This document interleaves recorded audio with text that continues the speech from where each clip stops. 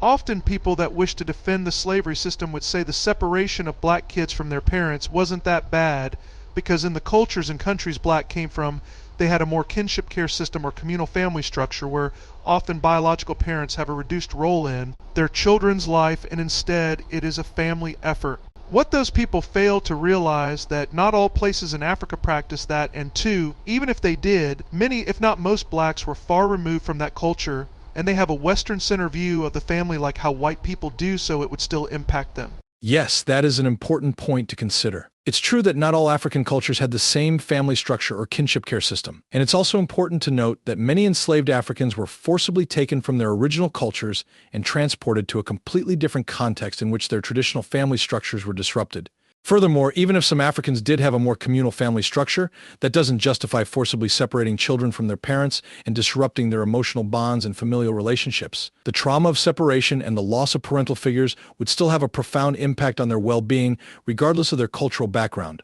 That, and even in cultures where biological parents had a reduced communal role, it was still more controlled and stable, like they'd still know which family member or tribal member was taking care of the kid and could know they were okay. Slavery didn't offer that assurance. That's a good point. Even in communal societies, there is typically a sense of structure and organization within the community that ensures the well-being of children. In slavery, however, the separation of families was often arbitrary and done without any regard for the emotional well-being of the enslaved individuals. Moreover, the enslaved individuals had no control over who was caring for their children, which could lead to neglect, abuse, or exploitation. The lack of agency and control over one's own family situation was a fundamental aspect of the trauma of slavery. It also had the impact of making many slaves lose their parental instincts as a sort of way of psychological protection. To reduce trauma, they tell themselves they really didn't lose a child. Yes, that's a well-documented phenomenon known as disenfranchised grief, which is when an individual experiences a loss that is not openly acknowledged or socially supported.